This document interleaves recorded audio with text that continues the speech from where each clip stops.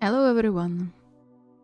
Welcome to more Sick Fix, aka the tough ones, Tsunderes and usual caretakers getting sick, part 4 already.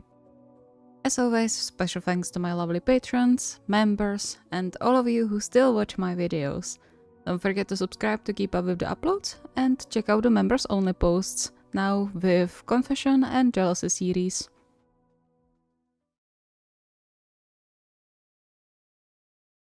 It was the time of the year again. Second time, in fact, when Matsukawa had his hands and head full of work. For some reason, winter was just as busy with funerals as summer, and while he was proud of his business doing well, the rather macabre side of it was weighing on him a lot.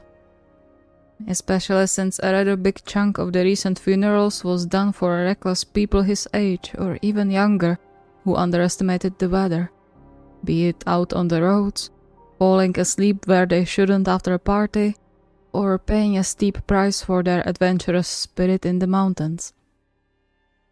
It made him think about stuff he probably shouldn't be bothered by just yet, reminded of his own mortality on a daily basis and how fragile life was overall. One mistake, and so many lives could be changed forever. I wonder if Hiro ever thinks of that. He still recalled what his boyfriend told him when he did the challenge ages ago, a soft smile curling his lips with that memory. The reality was harsh, of course, and he definitely wasn't rushing into an early grave, but at least he could be sure his funeral would be beautiful. Although it also made him ponder whether he wanted his loved ones to see his funeral or not. He sighed deeply then, as if some invisible force drained him of all his remaining energy. His recent headache returned in full force, pounding hard like something was crushing his skull and brain at once. A rather annoying habit of his body, if he said so himself. Might be time to pack up and go home. All of this can wait until tomorrow. He still went through a few more documents before he found himself staring at the same sentence for several minutes without ever understanding the meaning. Only then he turned off the light and packed up the remaining paperwork into his bag, a bit wobbly on his feet heading home to his boyfriend. By the time he reached their flat, he could swear someone kindled a fire under his skin. His suit and shirt all but soaked through with sweat. Hot and yet shivering from the outside cold, he barely managed to unlock the door, and more stumbled than walked inside, closing the door behind him with a soft sigh of relief. I'm home. His own voice would startle him if he had any capacity to get spooked left. He had no mind to hide his exhaustion either, even when Maki's face appeared from around the corner. You look awful. Thanks. No, I'm serious. He was by his side in a flash, his hand feeling ice cold against his forehead. Oh dear. Take off that jacket and go to bed, pronto.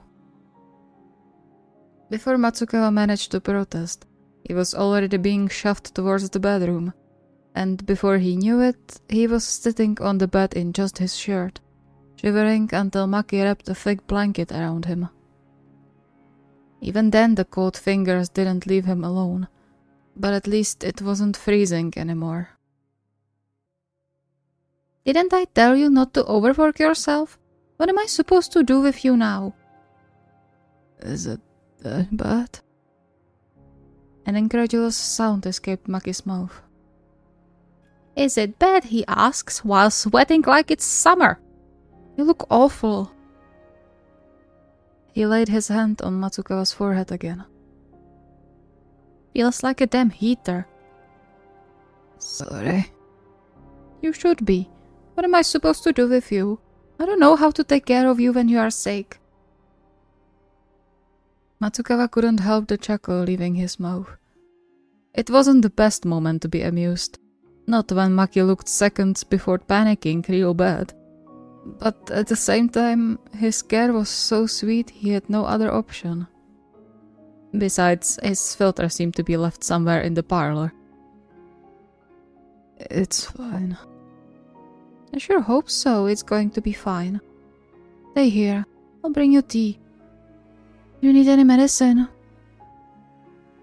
Too tired to respond, Matsukawa just shook his head before his body weighed over on his back. He was still conscious as far as he could tell, seeing and hearing even if muffled, but didn't try to stop his fall, nor was he sure he could if he wanted. Maki's face appeared in his vision after a while that could have been a few seconds or whole minutes, clearly worried, but so soft and inviting. He wanted to do nothing more in that moment than to cup his cheeks. Hey, don't fall asleep on me yet. Not. Barely. Here, drink something first, then you can sleep, okay?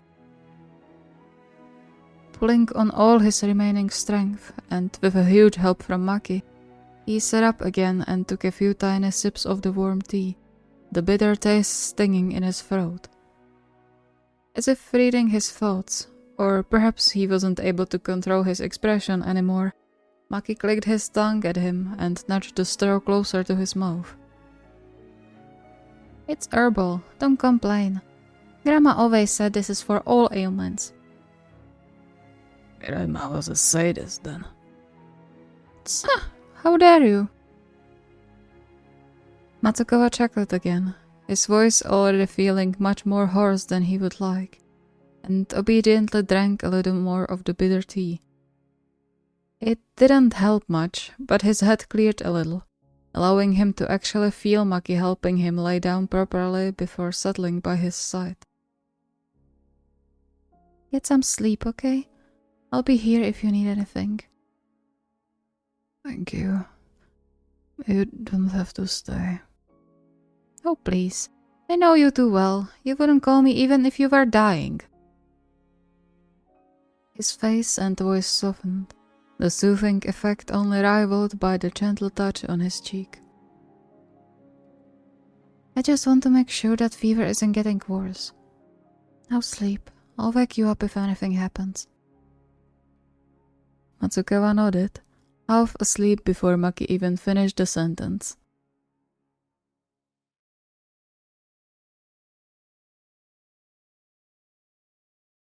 The flat was so quiet, Hayato could almost think he was left to fight his sickness alone already. He knew better though, pretty sure his beloved husband was just being considerate of his headache and worked in silence, not even turning the TV on to not bother him. It was so sweet, although he would much prefer if Taichi didn't feel the need to limit himself because of him. But that's just how Taichi was. If it was in any other point of their lives, he would have denied feeling sick up and down, fighting tooth and nail to go to practice. However, Taichi suffered with enough anxiety as it was. He didn't need to add to it. And so he stayed in the bed like a good patient, sipping tea and trying to sweat out the nasty cold that took hold of him yesterday. He wished Taichi would stay with him, but the last thing he wanted was to infect him too. So not fair though. He also looks like he needs a hug these days. As if on cue, the door opened quietly, and Hayato smiled weakly when he spotted Taichi appear in the doorway. Hey. Hey, did I wake you up? Oh, I was just about to go to the bathroom. He glanced at the clock, disappointment sinking his heart. Going already? In a while. Do you need anything before I leave? Hayato swallowed the request for a hug and kiss, and instead motioned to the half-empty mug on the nightstand. Is there any tea left?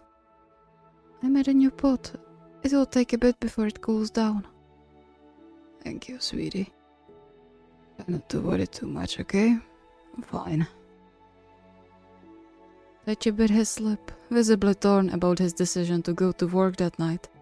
But Hayato wouldn't have it any other way. Of course, he would be happy if they didn't have to be separated and Taichi could rest as well. But based on his previous experience, his husband needed to go out for a while. For the sake of his mental state. Just call me if you don't feel well, okay?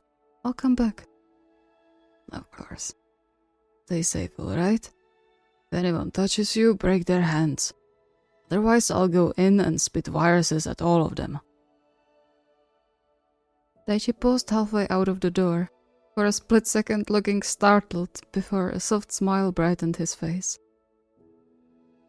I'll remember that. Good night. Love you.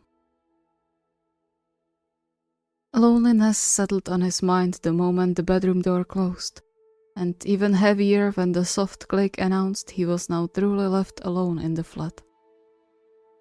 He sighed and reached for his phone, checking the few messages of get well wishes from his teammates he got since he fell asleep a few hours ago, and then finally pushed himself to go to the bathroom and get some more tea.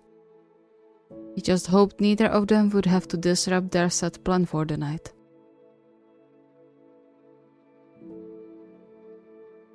The pot was almost empty when he got up yet again, still just as exhausted as 8 hours ago despite sleeping on and off the whole time. At least his nose was no longer stuffed to the point of restricting his breathing, but his head still hurt and the fever didn't seem to want to let go of him either. His muscles ached with every step he took back into the bedroom, his whole body sighing in relief when he slumped on the bed. Stupid cold, as if we needed more health issues in the household. It's enough we have to be so careful with Tai. He paused, a realization that he was still alone even though he wasn't supposed to be anymore dawning on him. He checked the time again, just in case, but he knew he was right. It was past 5 AM already, meaning Taichi was supposed to come home half an hour ago.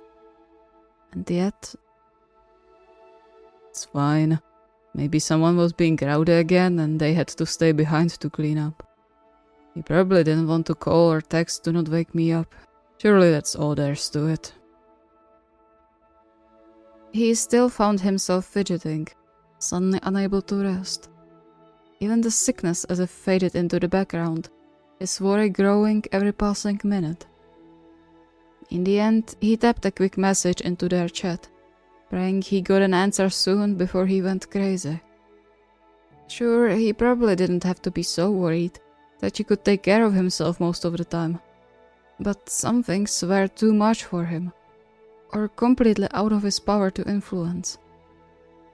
A ice cold shiver ran down his spine when the echo of Taichi's words from back when he was shortly after the accident sounded in his mind.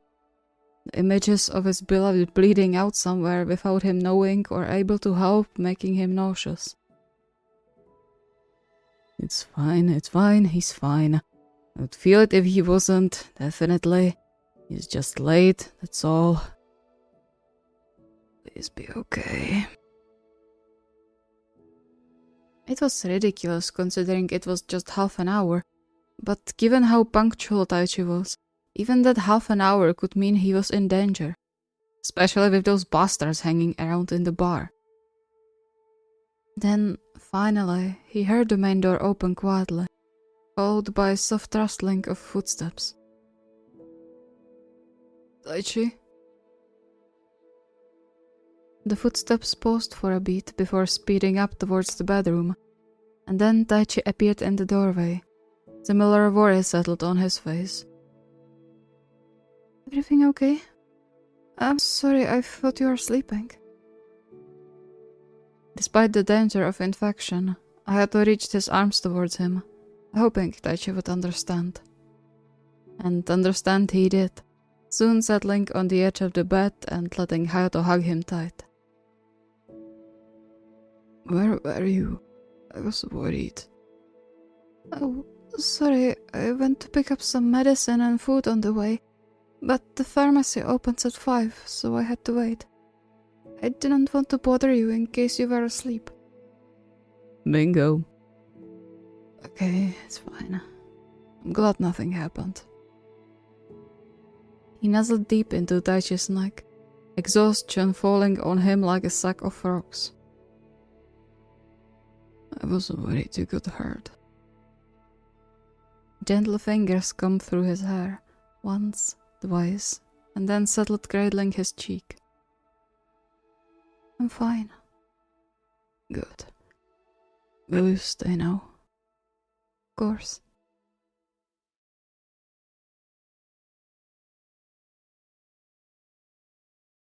For what it was worth, Iwaizumi couldn't really complain about his decision to move to Argentina after his injury. He had a good job here, so many beautiful places to go for a run or to exercise, and most importantly, they could take a break from the years of long-distance relationship. That one was probably the most important, even though the relationship wheels screeched every once in a while. Excluding the 2 or 3 difficult situations they dealt with in the past, it were usually minor setbacks, nothing they couldn't talk through. However, there was a certain line beyond which Iwaizumi had to hold back a lot to not be annoyed. And that line was crossed every time Oikawa was sick. He rolled his eyes when the supposedly pitiful whining sounded from the bedroom, heaving a deep sigh before he grabbed the mug with tea and headed back to his fiancée's side, barely able to put on a more understanding expression. Coming. About time. I'm dying here. Holding back with everything he had to not roll his eyes again, he sat on the edge of the bed to the giant lump under the covers, gently rubbing what he supposed was Oikawa's shoulder. Sure. Come out, I have tea for you. That nasty one? It's herbs, of course it's bitter. And it's helping, no? But it's awful. Ruffled hair and a pair of brown eyes emerged from the covers, measuring the cup with disgust only Oikawa managed to show. Iwaizumi led him to marinate on the fact that he wasn't getting anything better for a while, and then handed him the mug when his lordship decided to unravel himself from the blanket.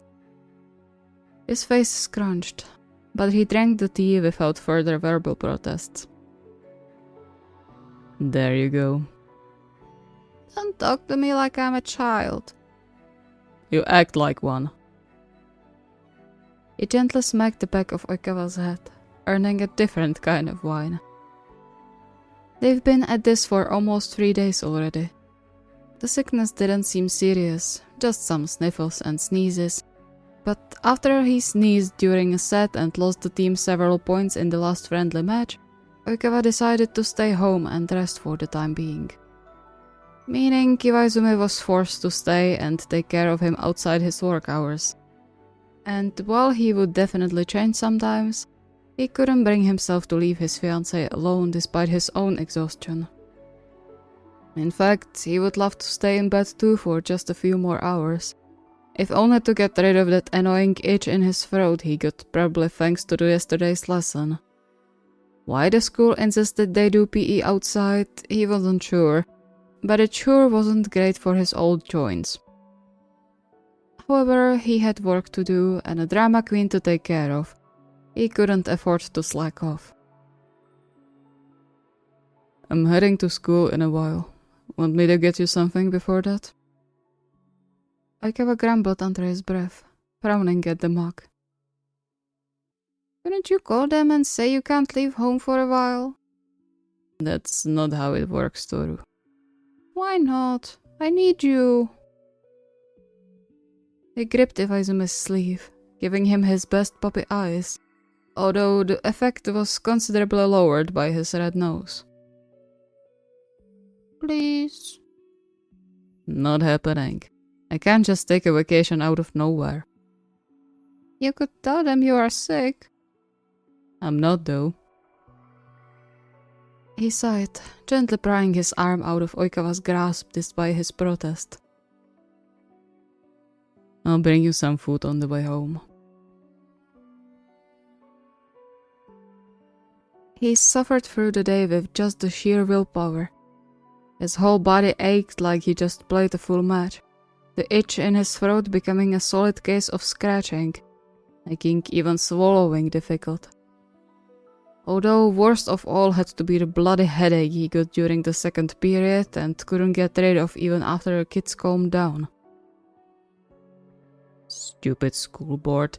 I'd like to see them exercise in this weather. He closed the door behind him as quietly as possible in case Oikawa was sleeping, leaning on them for support when his head suddenly spun. Damn it. For a moment, he contemplated whether he should sit down for a while, just in case, but then stubbornly pushed himself to move, trying to ignore the ringing in his ears. He couldn't be sick, not now. He had work to do, his partner to take care of. He couldn't fall off now. He made it into the living room when his head burst out with pain, his vision fading for a few seconds. He could feel himself falling, but somehow managed to grab onto the edge of the couch to muffle the hit.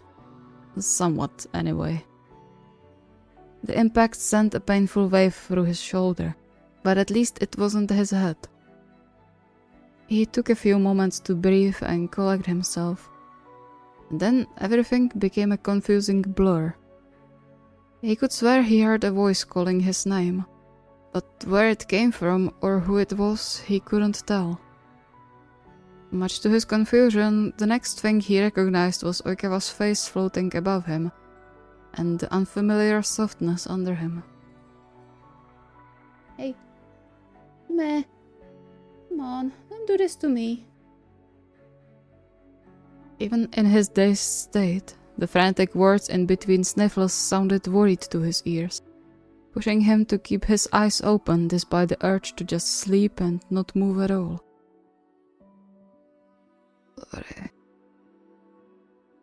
Oikawa let out a relieved breath, and then a cool hand touched Iwaizumi's forehead. You scared me. Didn't I tell you to call in sick? Iwaizumi wanted to protest by saying he wasn't sick then, but deep down he knew it wasn't completely true. He just didn't think it would go so bad so quickly. However, Oikawa didn't seem to need to hear that, looking panicked enough already. And one glance around suggested why, since he found himself in the bedroom now, almost certainly by no work of his own. Did you carry me? Drag more like. All those muscles of yours are heavy as heck. Unable to help himself, Iwaizumi snorted a short laugh. You love them though. Usually. He bit hard on his lip, his hands shifting to cradle his face. I should have made you stay away, huh? I bet you got it from me. That was highly probable, but once again, Oikawa didn't need to hear that. Nah, probably just some virus jumping around from the weather. Half the school is sick. You're just trying to not hurt my feelings. Maybe. Oikawa slumped in the most animated way of showing guilt he had ever seen, the soft wine leaving his mouth urging him to squeeze his hand. It's fine. We can suffer together now. That's not how I wanted it. I know. But it's fine, really. Straining his remaining strength, he pushed his body to sit up, with a little help from Oikawa, and even managed to smile as he leaned their foreheads together. Though, maybe you could make the tea this time. I will. Just stay in bed. I don't want you to fall again. Will do. Love you. Finally, Oikawa cracked a smile too, before a loud sneeze almost burst Iwaizumi's eardrums. Thank you so much for watching. I hope you enjoyed. So we are officially 2 parts away from finishing this whole mini-series, and I'm quite happy with how it's turning out, and there's also a surprise waiting for you at the end, so stick around for that. Other than that, I also have the Terusho Enotana vacation prepared, for the most part, so we will be going into that next. And of course more of the winter stuff that I promised. If you have any requests or ideas, the request form is linked in the video description. See you next time!